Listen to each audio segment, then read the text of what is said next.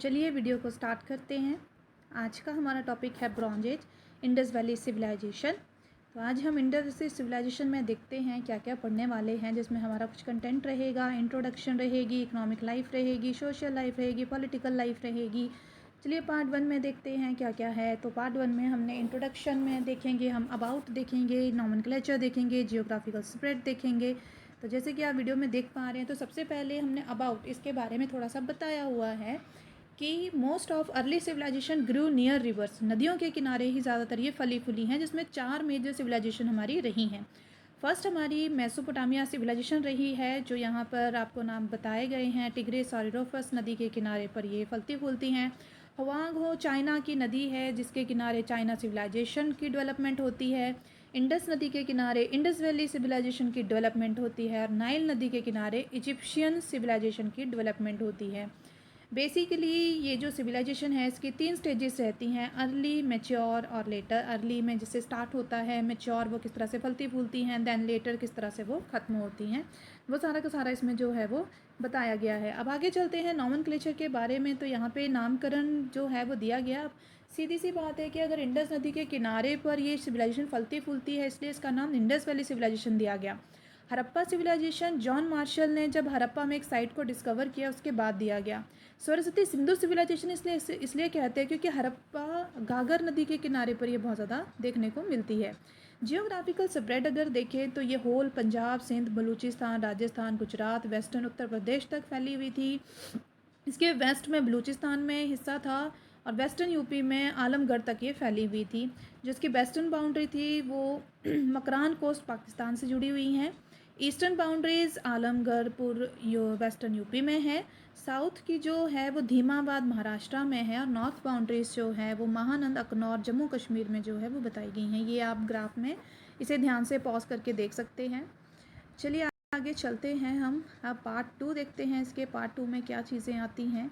तो पार्ट 2 में जो है वो सोशल लाइफ, लैंग्वेज और रिलीजियस लाइफ के बारे में बताया गया है। थोड़े ऑर्नामेंट्स के बारे में बताएगी। मैंने यहाँ पे रिलीजियस लाइफ को कोशिश की है कि माइंड मैप से थोड़ा समझाया जा सके।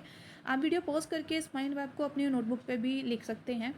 तो जैसे इसमें मैंने बताया है कि वर्शिप मदर गॉडेस की करते थे, पशुपति की करते थे, ट्रीज़ की करते थे, एनिमल्स की करते थे, टेम्पल्स भी होते थे, सिंबल्स यूज़ किए जाते थे, विश्वास करते थे ये लोग मैजिक में, ब्यूटल सिस्टम भी था, और ये भी मानते थे कि डेथ के बाद भी लाइफ होती है।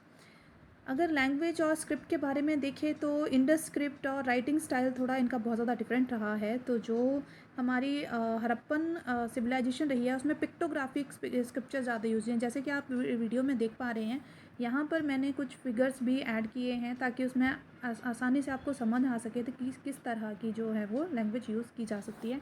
माइंड मैप के थ्रू आप समझ सकते हैं कि किस तरह से जो है वो इस चीज़ को दिखाया गया है। चलिए आगे चलते हैं। ऑर्नामेंट्स की अगर हम बात करें तो यहाँ पर इन लोगों को बहुत ज़्यादा शौक था ऑर्नामेंट्स पहनने का। तो जैसे कि आप फिगर में भी देख सकते हैं, यहाँ पे मैंने कुछ पिक्चर्स भी ऐड की हुई हैं। तो ऑर्नामेंट जो है वो ये अपने बाजुओं पे, गले में, सिर पे, कानों पे, हाथों में, उंगलियों में, ये सब पहनना बहुत पसंद करते थे। चलिए आगे चलते हैं। पार्ट 3 में देखते हैं कि इकोनॉमिक लाइफ कैसी कैसी रही है। तो इसमें इन्होंने trade, tool, coin, pottery, artcraft, agriculture सब कुछ जो है वो किया है। तो चलिए देखते हैं, फीचर्स देखते हैं इसके। तो देखिए सबसे पहले कि ये लोग जो है वो एग्रीकल्चर और एनिमल हस्बेंड्री के ऊपर ज़्यादा इनका फोकस रहा है। इन्होंने बहुत डिफरेंट टाइप का क्रॉप्स जैसे wheat, barley, cotton, cereal, dates ये सब पैदा किया। इन्होंने पहली बार कॉटन कल्टीवेशन भी किया। इनके पास काव, बफलो, शीप, गोट, डॉग, कैट जैसे एनिमल्स भी रहे हैं। और लार्ज स्केल पे ये स्टोन वेट का यूज़ करते, जैसा कि आप डायग्राम में देख पा रहे हैं। ये 16 के मल्टीपल्स होते थे। इस तरह का जो है वो कुछ ये हैवी सा मटेरियल वेइंग के लिए यूज़ किया जाता था।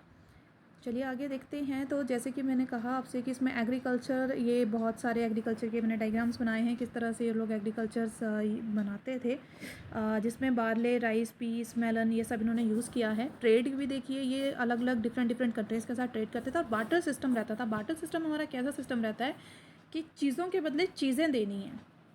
टूल्स भी यहाँ पे कॉपर और ब्रॉन्ज के बने होते थे। कॉइन्स भी यहाँ पे कॉपर ऑब्जेक्ट या पंच मार्क यूज़ किए जाते थे। पोट्री, यहाँ पर रेड क्ले पोट्री और प्लेन ग्रे क्ले या प्लेन पोट्री भी ये लोग यूज़ करते थे। आर्टिफैक्ट्स में आप देख सकते हैं किस तरह से इन्होंने मिट्टी से जो है वो खिलौने बनाए होते थे। चलिए आगे चलते हैं। ये मैंने माइंड मैप ऐड किया है ताकि आप इजीली इन चीज़ों को समझ सकें। पार्ट 4 में देखते हैं अब कि क्या है। तो पॉलिटिकल लाइफ के बारे में बताया गया है, जिसमें drainage, grade part, town planning, figuring और ब्यूरल सिस्टम के बारे में बताया गया है। मैंने माइंड मैप से कोशिश की है कि आपको टाउन प्लानिंग ईजिली समझ आ सके। तो जैसे कि आप इसमें देख सकते हैं, मटेरियल ये सनड्राइड और बेक्ड मटेरियल यूज़ करते थे, बिल्डिंग्स बनाते थे, रोड्स बनाते थे, ड्रेनेज इनका किस तरह से होता था, प्राइवेट हाउस होते थे, स्ट्रेट रोड होते थे जो 90 डिग्री पे कट करते थे, मतलब एक अच्छा खासा यार्ड ये तरह बनाया करते थे। और जो ये घर बनाते थे उसके लेफ़्ट, राइट, फ्रंट, बैक सारी साइड पे जो है वो काफ़ी स्पेस रहता था ताकि आराम से आवाजावी हो सके। चलिए नेक्स्ट देखते हैं। तो इसकी ड्रेनेज सिस्टम जैसे कि आप देख पा रहे हैं, तो उन्होंने बाथरूम के जो होल्स बनाए होते थे, ड्रेन होल्स भी रखे होते थे ताकि सफाई का जो है वो विशेष ध्यान रखा जाता था। ग्रेनरीज भी इन्होंने स्टोर करने के लिए जो है वो बहुत सारे बड़े बड़े घर बनाए होते थे। ब्यूरल सिस्टम देखेंगे कि किस तरह से ये दफन आते थे, तो ये ओवल और रेक्टेंगुलर शेप का जो है वो खड्डा खोद के उसमें दफन कर दिया करते थे।